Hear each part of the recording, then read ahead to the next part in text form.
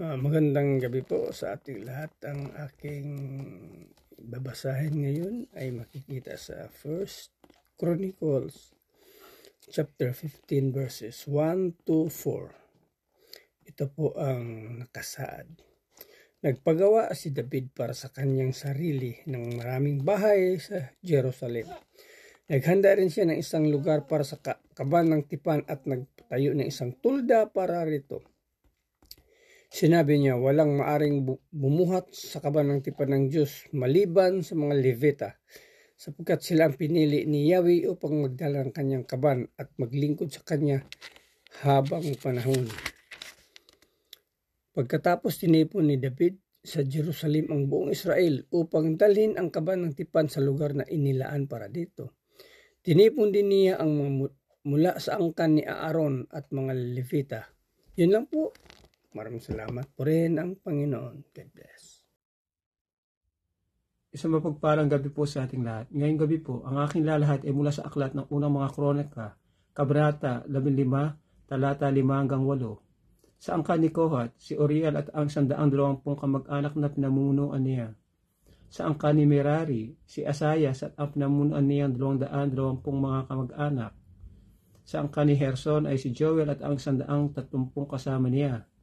Sa angkan ni Elisapan, si Semayas at ang 200 mga kamag-anak na kanyang pinamumunuan. Yun lang po. Amen.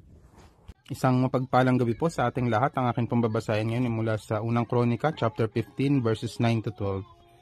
Mula sa mga angkan ni Hebron, 80 at pinamumunuan sila ni Eliel. Mula sa mga angkan ni Uziel, 112 at pinamumunuan sila ni Aminadab. Pagkatapos, ipinatawag ni David ang mga paring sina Sadok at Abiatar at ang mga Libitang sina Uriel, Asias, Joel, Semias, Eliel at Aminadab. Sinabi niya sa kanila, kayo ang mga pinuno ng mga pamilyang Levita. Linisin niyo ang inyong mga sarili at ganoon din ang mga kapwa niyo Levita, upang madala ninyo ang kahon ng Panginoon, ang Diyos ng Israel, sa lugar na inihanda ko para rito. Amen. God bless po. Magandang gabi po sa ating lahat. Ang babasahin ko po ngayon ay mula po sa unang Chronicle chapter 15 verse 13 to 16. Dahil noong una, hindi kayo ang nagdala ng kahon ng kasunduan. Pinarusahan tayo ng Panginoon na ating Diyos dahil hindi tayo nagtanong sa Kanya kung paano ito dadalhin sa tamang paraan. Kaya nilinis ng mga pari at mga Levita ang kanilang sarili upang madala nila ang kahon ng Panginoon, ang Diyos ng Israel. Pinagtulungang pasanin ng mga Levita ang kahon ng Diyos sa pamamagitan ng tukod, ayon sa inuutos ng Panginoon kay Moises. Inutusan ni David ang mga pinuno ng mga Levita na pumili ng mga awit mula sa kapwa nila Levita, sa pag-awit ng masasayang awitin na tinugtugan ng mga lira, alpa at pompyang. Amen. God bless po. Isang mapagpalang gabi po para sa ating lahat. Ang aking babasahin ngayon ay makikita sa unang kronika, kapitulo 15, versikulo 17 hanggang 20. Ito po ang nakasaad. Kaya't kinuha nila si Himan na anak ni Joel, si Asap na anak ni Berekyas, sa angkan ni Merari, si Itan anak ni Kosyas. Sa pangalawang hanay ng mga awit at manunugtog ay pinili nila sina Sakarias, Jaasel, Simiramot, Jihel, Uni, Eliab, Binias, Maasias, Matisyas, Elefiliho, Miknisyas at sina Obed, Idum at Jihel. Mga bantay sa pinto, sina Himan, Asap at Itan ang pinilang tumugtog ng pumpyang. Sina Sakarias, Asiel, Simiramot, Jihel, Uni, Eliab, Maasias at Binias ang tutugtog sa mga lirang matataas ang tono. Yan lang po. Maraming salamat. Purihin ang Panginoon. God bless.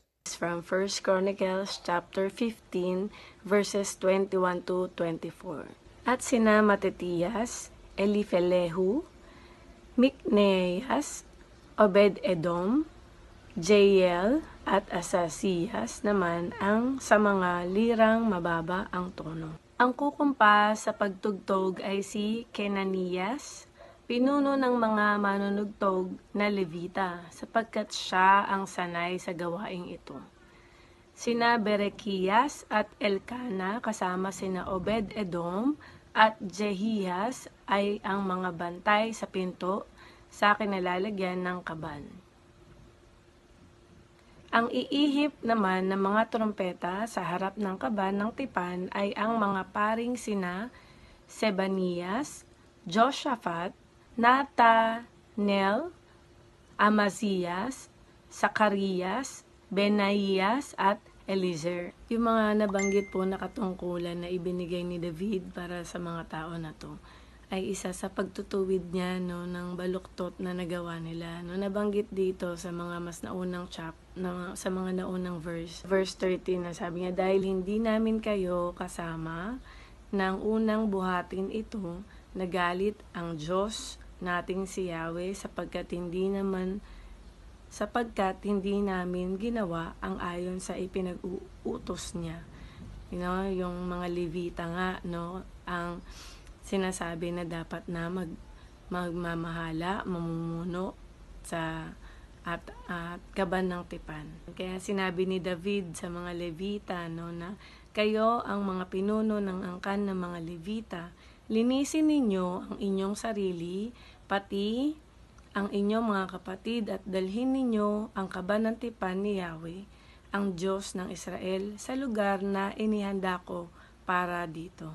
Amen. May pinagawa si David na para sa lalagyanan ng kaban ng tipan. Mahalaga dito na sundin yung mga ipinag-uutos ni Yahweh.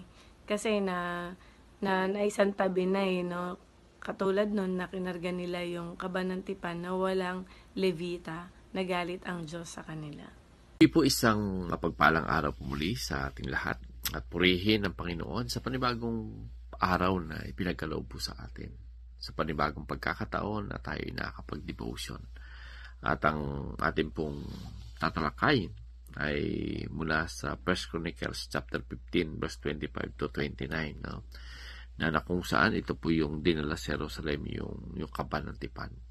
So dito makikita po natin napaka-inam na yung pagdadala ng kaban ng tipan ay sundin yung kalooban ng Diyos doon sa tamang paraan, sapagkat sa ating pong nabasa ay nakita natin ng may namatay dahil mali yung pamamaraan. So ibig sabihin dapat talaga ay kung ano yung kalooban ng Panginoon, yun ang dapat susundin. At dito nagkaroon na nga sila ng maayos na pagdadala. Ang inatasan ni David ay ang mga Levita. At dito makikita natin na talagang punong-puno ng kagalakan yung bayang Israel, habang binubuhat nila hanggang sa nakarating sa lugar na inihanda ni David yung kaban ng tipan.